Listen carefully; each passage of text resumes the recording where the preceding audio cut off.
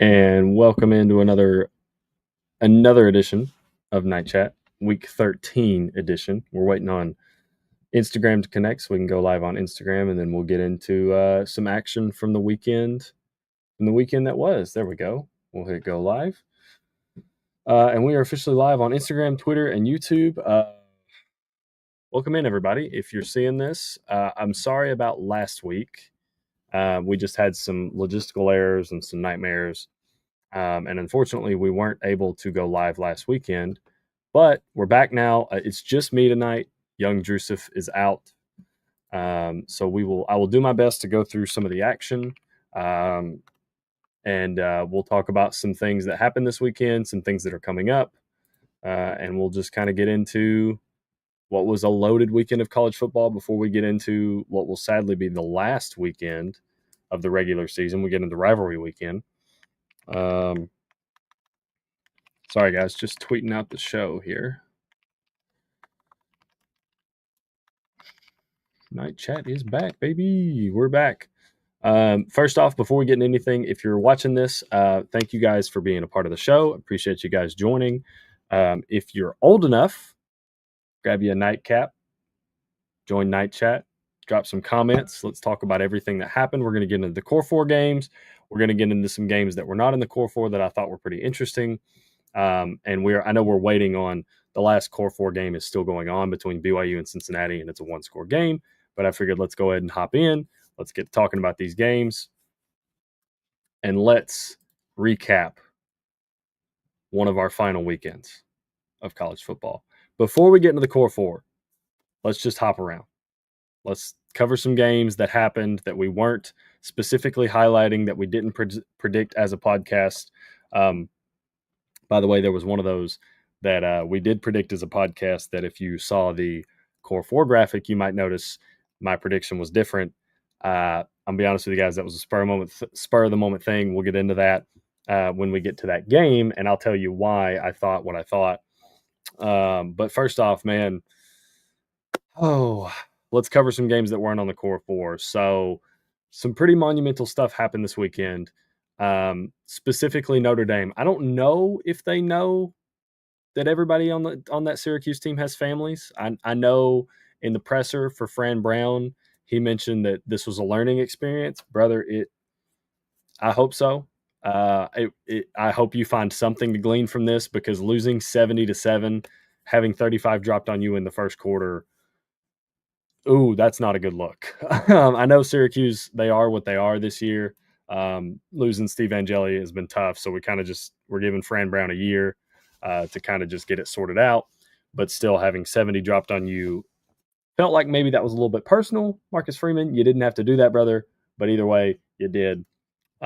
So if you know a Syracuse fan, our boy Max Chadwick, I'm sorry, brother. That was rough. That was probably not a good viewing experience. Secondly, one of the games that wrapped up in the night slate, shout out to the Tennessee Vols, man. They broke the streak, baby. First win in Gainesville since 2003 in dominant fashion. We're up 31-0 at the half, up 31-0. Florida, I mean, they are what they are at this point. They fired their head coach. They're kind of mailing it in. But Florida did manage to keep their "we haven't been shut out" streak alive. I think they were up to, in the broadcast, they mentioned 426 straight games, dating back to, I believe, the 90s. So shout out to Florida for keeping that streak alive. That's about the only positive note, because Tennessee hopped on that game quickly and did not relinquish that lead. So shout out to the Vols for breaking the streak. Shout out to the Gators for keeping the other streak alive. I know they lost the Gainesville win streak against Tennessee, but they did keep the "we haven't been shut out" streak alive. So that's a bonus. Other than that, some pretty slow action for the day. I know this is the SEC's like cupcake week. So Bama played Eastern Illinois, Georgia played Charlotte, Auburn played Mercer. We got to see some Deuce Knight, which was good. At one point, he had 2 carries for, I believe, like 150 plus yards, which is kind of nuts. Don't overreact to that. If you see that stat line and you're like, why hasn't this guy been playing all season? Don't overreact to that. They played Mercer. Just some stuff for you to know. Other action around the SEC. Excuse me, guys. Sorry. Other action around the SEC. Vandy absolutely just gold drug Kentucky. Diego Pavia threw for the most yards. I believe they said it was an SEC game, in an SEC game or against Kentucky since Peyton Manning. Elite company to be in for our boy Diego. He has a chance to play himself into a Heisman nomination, potentially a trip to New York City next week when Vanderbilt goes to play the Vols in Knoxville. I'm really, really looking forward to that game. But Vandy, they had a slow first quarter, but in the second quarter on, just 21 in the second quarter, 21 in the third quarter, and just put this game away and just buried Kentucky. So good for Vandy. Huge game coming up. Man. The Southwest Conference had a rivalry renewed today. It'd been a long time coming, and we got some action. Arkansas and Texas was just fireworks. No defense. Felt like the easiest bet ever if you took the over. 52-37.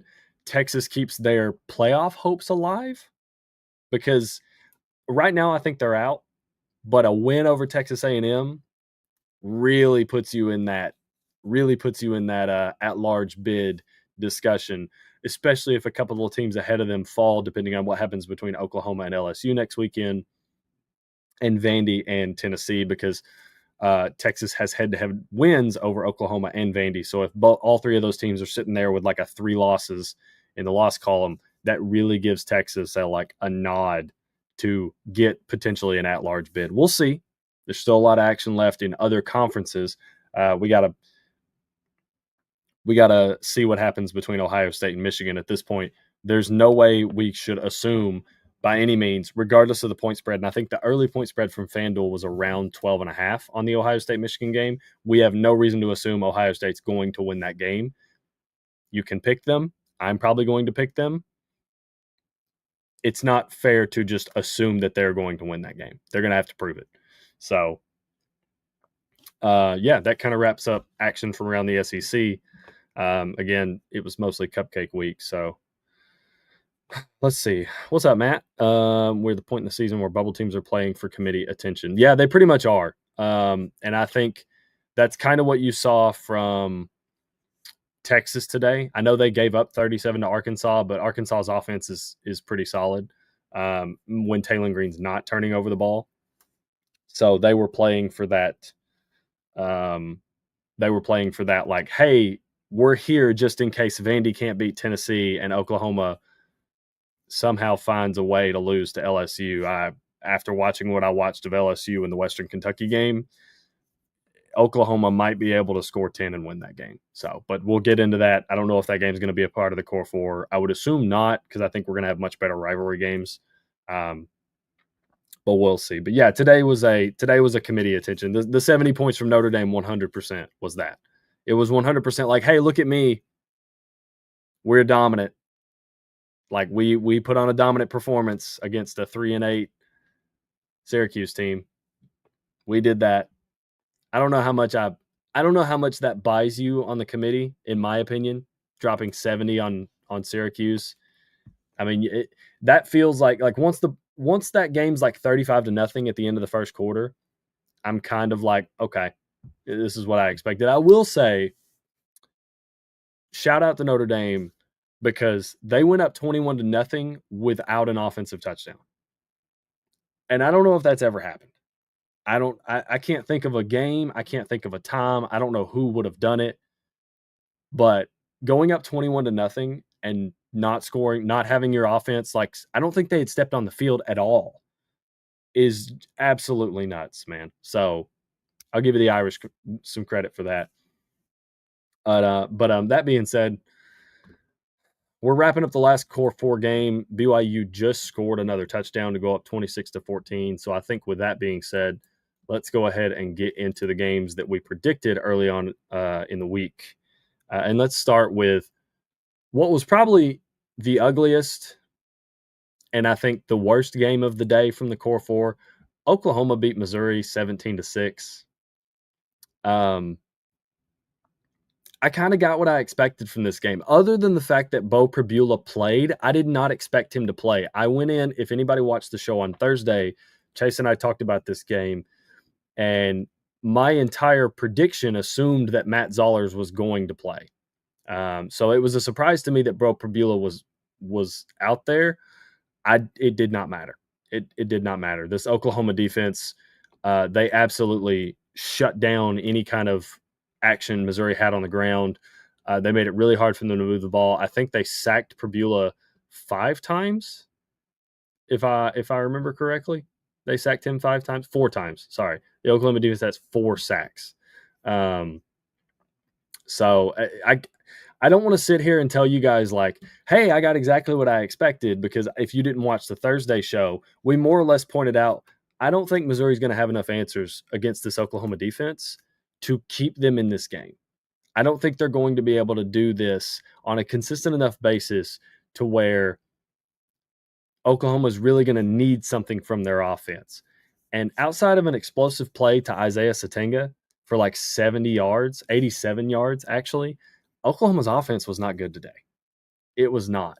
And it's the thing that I think is going to hold Oklahoma back, because this defense is good enough to keep them in every game they play, but this offense is bad enough to lose them every game they play. I wish I could remember who tweeted that out today. I think it was Bud Elliott. Shout out Bud Elliott on Twitter,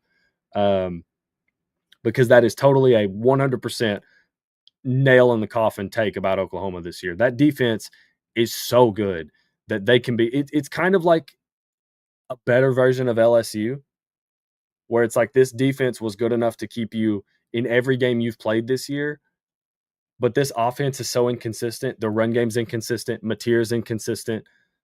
Occasionally you'll get, like you got today, a huge explosive from Satenga. He had 3 receptions for 109 yards. 87 of them came on one play. So, I mean, this Oklahoma offense was not good today, but your defense is so stout and so just bullish that it doesn't matter. As long as you're not setting your defense up with just horrible field position and you're not turning the ball over consistently, like inside your red zone, inside your own 40, Oklahoma can play this style of football and win. They can play this style of offense and win. Mateer was bad. I mean, he had 2 touchdowns, but 14 of 30, 173 yards. Again, 87 of that came on one explosive to Isaiah Satenga. If you take that explosive play out, he's under 100 yards passing. Satenga's under 100 yards. Like, Satenga has under 20 yards receiving, almost 22 yards receiving outside of the one explosive. But when you have a defense like this, these are the advantages that you can play with. You can play with this. Well, we only got one explosive play. It was 87 yards and went for a touchdown, but our defense is so good that that's really all we needed. We really only needed this one play. So yeah, I mean, Oklahoma kept their playoff chances alive. They've got a date with LSU next weekend at home. That's in Oklahoma. I don't see any reason to think that their defense excuse me. I don't see any reason to think that their defense won't be able to do the same thing they did against Missouri today and just kind of suffocate this LSU offense and play opportunistic enough on offense to win the game 24-7. Like, I think as long as Oklahoma just doesn't have a catastrophic day on offense next weekend, they have stamped themselves in as a at-large playoff team. Because all you got to do is beat LSU, and then you'll have one less loss than Texas. In my opinion, that gives you the nod over Texas, even though you lost the head-to-head. But this offense, man, it's going to cost you when you get into these playoff games and you play these better teams. So, but it didn't today. It did not today. So we'll see. We'll see. Is Oregon getting better? Is Oregon ascending in November? Because I kind of think they might be. Because if you look at the Indiana game and coming into this USC game, a lot of the talk was, well, Oregon has the number 1 pass defense, but other than Indiana, they've played Rutgers, Wisconsin, Iowa, Minnesota. So, like, all those passing attacks are probably ranked in the hundreds. And if you're lucky, one of them's in the 90s. So, how good is this passing defense really? Turns out it's good enough to beat USC. It's good enough to beat USC. It's good enough to make Jaden Mayava throw 2 interceptions. And it also helps when you make USC one-dimensional. Yeah, they got theirs through the air, which is something that Chase and I talked about on Thursday. I thought Jacoby Lane and Makai Lemon would be able to get theirs. Turns out it was Jacoby Lane and Tanook Hines, 141 and 108 respectively. Ground game was non-existent. Ground game was totally non-existent for USC. 15 carries for 30 yards for King Miller. Excuse me. Jade Mayava, 4 carries for 16 yards. It's not great that your quarterback's having to run it. But yeah, USC was made one-dimensional. Oregon was able to kind of set it up to where USC had to pass the ball to have success, and we've seen that from USC when you make them do that. Typically, Jade Mayava throws interceptions, and that's what he did. He threw 2 interceptions today, and in my opinion, that was ultimately the difference in the game. I mean, you're 14-14, you throw an interception, Oregon goes up 21-14. You miss a field goal and it's 21-14 at the half. You come out, start the second half, throw an interception. Yeah, Oregon gets that. You get that interception back. But yeah, I mean, you kind of squandered your chance there. You get the touchdown, you're down 7, but then Oregon goes down and scores 31-21, and they just kind of kept that 2-possession lead. They kind of kept that 2-possession lead for the game. So, excuse me. Sorry, guys. Throat's kind of fighting me tonight. So, Missouri, Oklahoma was one of those games that didn't feel close. Yeah, it kind of felt like, I don't know, like when it was 17-6 was the final for Missouri, Oklahoma. And I think at one point it was like 14-3 or 10-3, or I don't remember how. But yeah, I'm kind of with you. The game, it never felt close. Even though there wasn't a whole lot of points, Missouri was struggling to move the ball so much. I don't know. That game never felt in doubt for me. So Oregon had too many drop passes in the first quarter, but they balled in the second. Yeah, and that's the thing is good teams do that. I mean, Oregon, they won the first half and they won the second half. They won the first half 28-14, and then won the second half 14-13. Like it's hard to compete when you don't win either half as a team. And again, when you don't have a run game, when you are forced to be one-dimensional like USC was, and you kind of put it on Jaden Mayava. We've seen at times this has happened to USC this year. Jaden Mayava has thrown some bad interceptions. And don't get me wrong, Dante Moore threw an interception in this game, but Oregon just had more answers. They just had more answers as far as a ground game went, as far as their receivers eventually putting it together. I believe in this game, Noah Whittington had 104 yards. So there's your big difference for me in this game right there, is that Oregon was able to have a ground game and able to have answers other than just Dante Moore going back there and putting it on his shoulders. So Oregon keeps their keeps their playoff hopes alive. I don't know if they would have lost their playoff chances had they lost this game. It wouldn't have been great because they don't have a whole lot of wins to hang their hat on. Indiana's the best team they've played this year. They lost that game. Penn State, while it was a different Penn State that they played at the time, and a much different version of the team that we've seen that just wood chippered Nebraska tonight, a lot of people, and I'm assuming the committee, would probably take some of the merit from that win because of how Penn State has played out this year. But this was a big win for Oregon because there's not much else to hang your hat on the schedule outside of a trip to Washington coming up in a big rivalry game. So they'll need to win that one, I think, to really keep their at-large bid hopes like comfortably in check.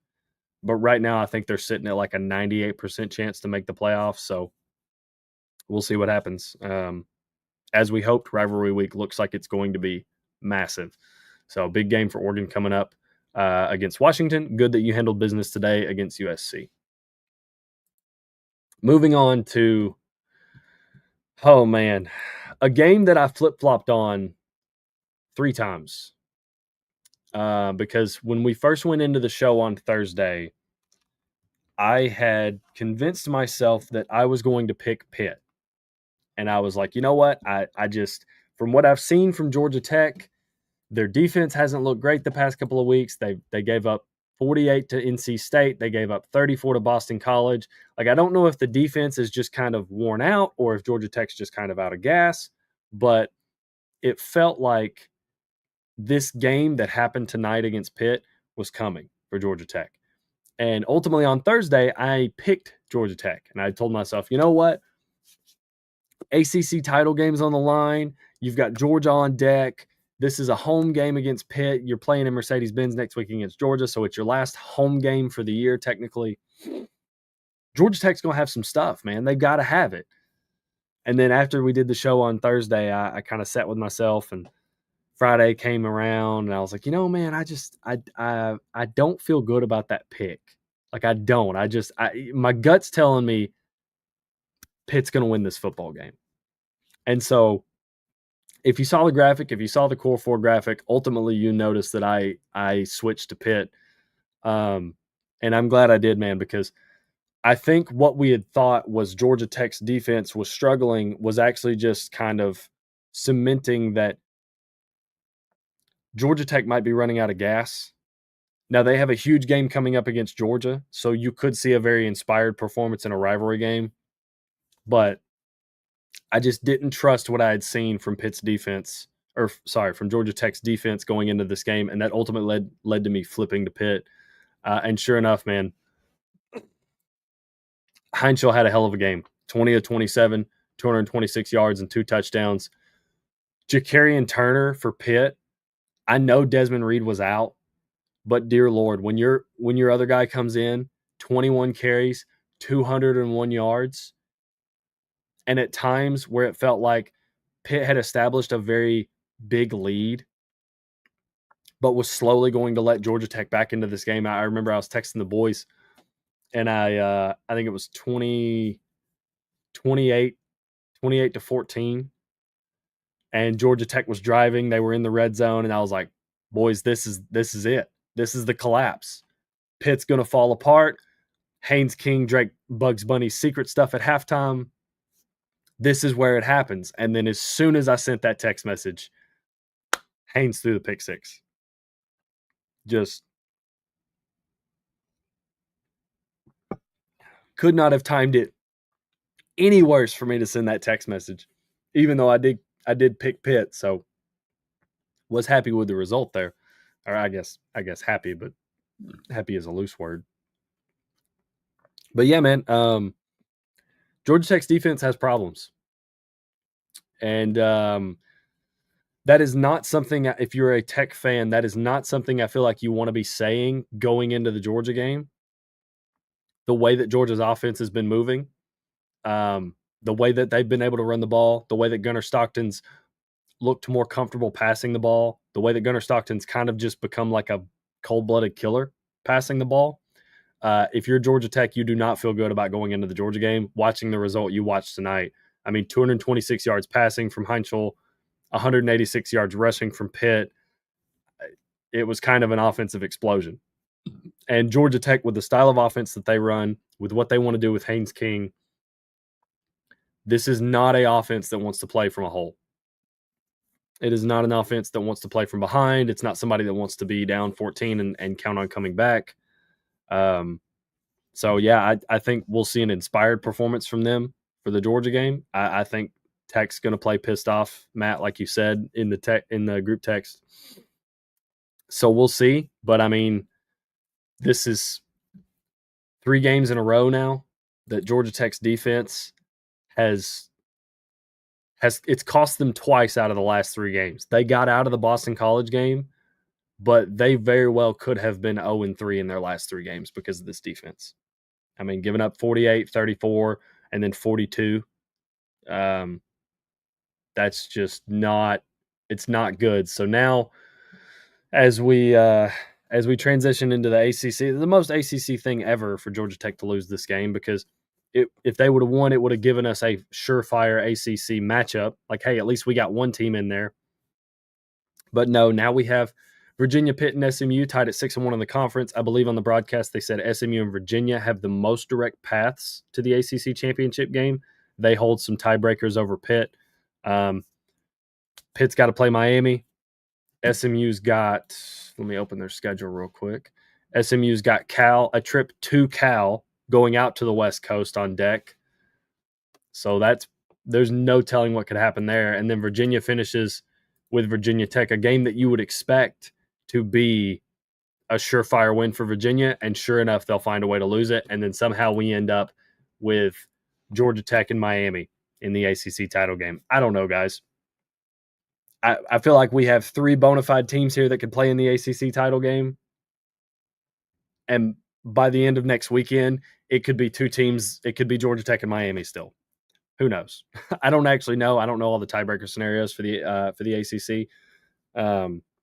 But it would be funny if SMU, Pitt, and Virginia all lost, and then now you have these five teams that are like 6-2 in the ACC. So, what's the over under on the number of overtimes for Georgia Tech games for the UGA? Dear God, I hope it's less than last year, because I don't know if I can handle 8 again. That was too much. It was way too much. But I would say, man, I would be looking at the Georgia team total over, because right now, the way Tech's defense is playing, they might not be able to stop a middle school flag football team. So just put that in the back of your mind. Keep that in your head.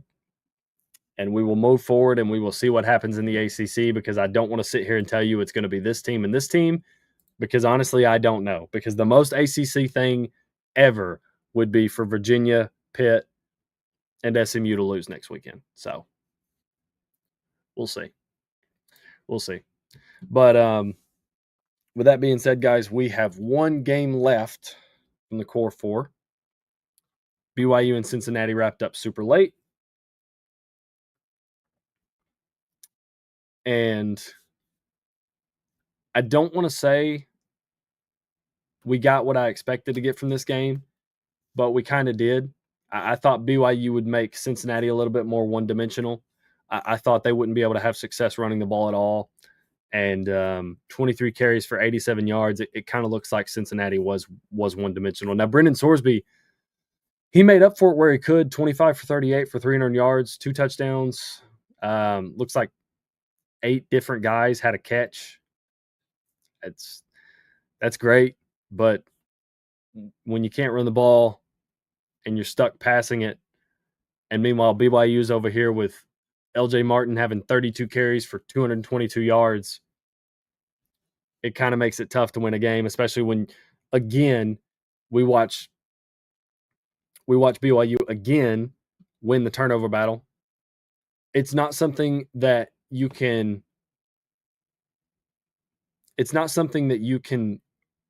prescribe, or something that you can predict. Sorry, I couldn't find the word. It's not something that you can sit here and predict and count on for turnovers.